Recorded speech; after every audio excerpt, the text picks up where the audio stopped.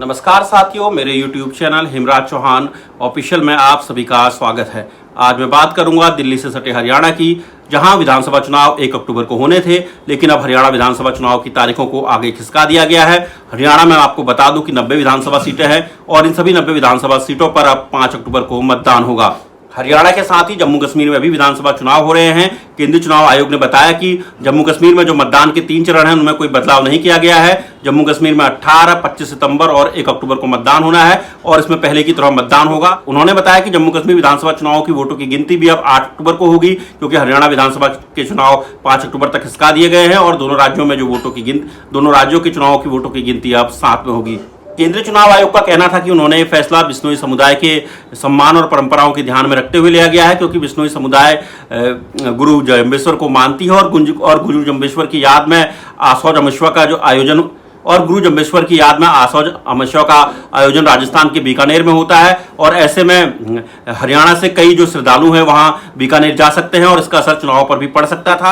आपको बता दें कि अखिल भारतीय बिश्नोई महासभा ने भी चुनाव आयोग को पत्र लिखकर चुनाव आगे खिसकाने की मांग की थी। उनका कहना था कि हरियाणा के हिरसा, फतेहाबाद और सिरसा से कई श्रद्धालु राजस्थान जा सकते हैं और ऐसे में वोटों पर इसका असर पड़ सकता है। अगर वो वहां जाएंगे तो वो वोट के अधिकार से वंचित हो जाएंगे।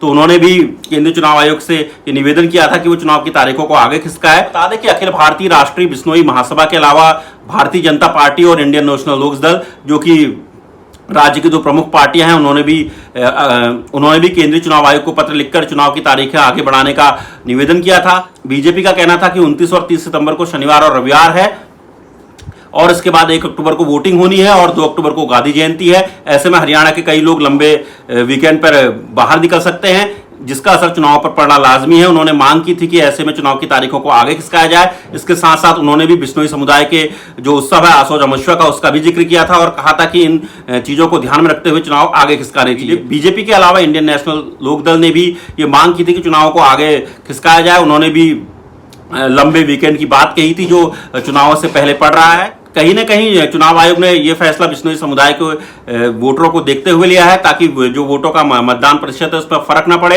इसके अलावा उसने बीजेपी और इनेलो की जो चिंताएं थी उस पर भी ध्यान दिया है और इसी वजह से चुनाव की तारीखों को आगे खिसकाया है। अब बात करें तो जब बीजेपी ने चुनाव की तारीखें आगे खिसकाने की बात की थी हरियाणा विधानसभा चुनाव के, तो कांग्रेस ने उस पर बीजेपी पर हमला बोला था और कहा था कि बीजेपी चुनाव से घबरा रही है। उसके कई बड़े नेता अभी हाल में ही लोकसभा चुनाव में हार चुके हैं और कई बूथों पर जो इनके विधायक हैं लोकसभा चुनाव में उनकी जमानतें जब्त हुई हैं। ऐसे में बीजेपी चुनाव से घबरा रही है और चुनाव आगे खिसकाने की मांग कर रही है।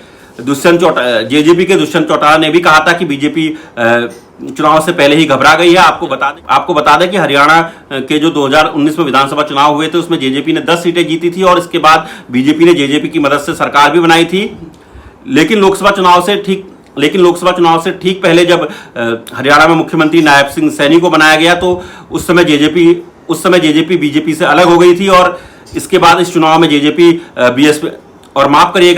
इस चुनाव में जेजेपी आजाद समाज पार्टी काशीराम के साथ गठबंधन कर चुनाव लड़ रही है। आपको बता दें कि चंद्रशेखर आजाद समाज पार्टी काशीराम के अध्यक्ष हैं और उन्होंने जेजेपी के साथ राज्य में ये समझौता किया है चुनाव लड़ने का। राज्य में दलित आबादी अच्छी खासी है और कांग्रेस की तरफ से बताया जा रहा है कि कांग्रेस की तरफ से कुमार शैलजा भी अगर कांग्रेस चुनाव जीतती है तो मुख्यमंत्री की दौड़ में सबसे आगे हैं। हालांकि जाट समुदाय से आने वाले भूपेंद्र सिंह हुड्डा को आगे रखकर ही कांग्रेस चुनाव लड़ रही है। इसके साथ ही कांग्रेस दलित समुदाय को भी ये संदेश देना चाहती है कि उनकी बिरादरी से आने वाले शख्स को भी महत्वपूर्ण जिम्मेदारी दी जा सकती है। इसी वजह से